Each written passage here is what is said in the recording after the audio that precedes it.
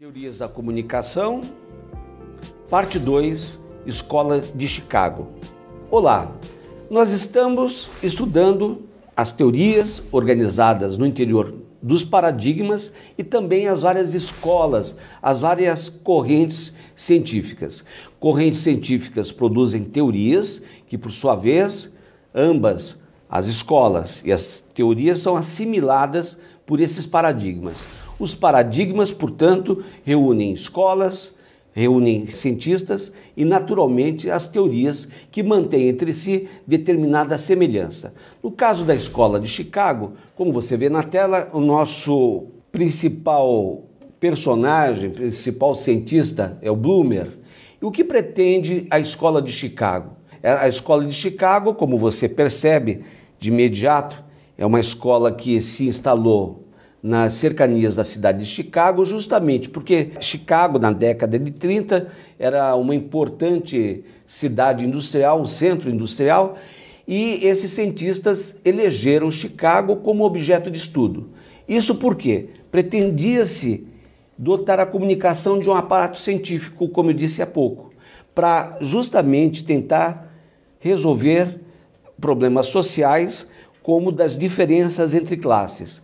Como é próprio de todos os centros industriais, há uma grande diferença entre classes, há uma relação entre o grande capital e as classes operárias, por exemplo, e era muito importante, àquela altura, estudar o modo pelo qual esses atores ocupavam o espaço. Isso por quê? Para sistematizar a utilização dos métodos quantitativos. Ora, método quantitativo e método qualitativo são dois métodos frequentemente, mais do que isso, sistematicamente evocados pelos cientistas, muitos dos quais voltados para a área de comunicação social. Talvez, sobretudo hoje, modernamente, a propaganda lança a mão desses métodos, o quantitativo e o qualificativo, para conhecer o público-alvo. Na verdade, como você já vai perceber daqui a pouco, esses primeiros postulados, esses primeiros fundamentos nascem com essa teoria, com a Escola de Chicago. Há essa palavra-chave, vamos dizer, essa ideia-chave, que é o interacionismo simbólico, tá? Usado como expressão justamente da relação entre os atores, entre os agentes nesse campo social. O interacionismo simbólico dá ênfase, naturalmente, ao modo pelo qual os indivíduos se relacionam entre si. Cabe ao comunicador, daí a visão pragmática.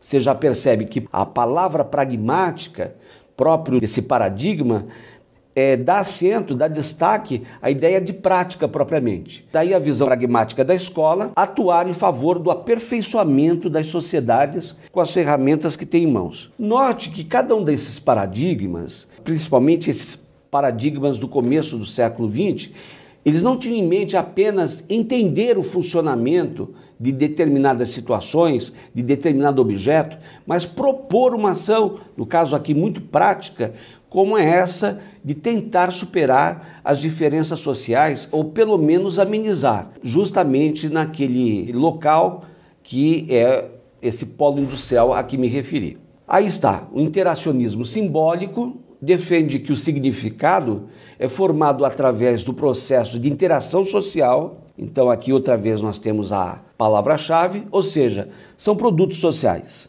E é preciso saber, como diz o próprio Bloomer, o principal desses cientistas, para o indivíduo o significado de um elemento nasce da maneira como outras pessoas agem em relação a si no tocante ao elemento.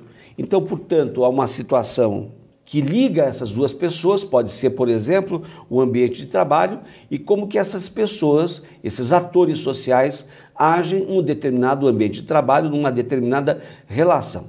Mas não apenas o olhar científico dessa escola não se limita ao ambiente de trabalho. E é isso. Ficamos por aqui. Desejo a você bons estudos.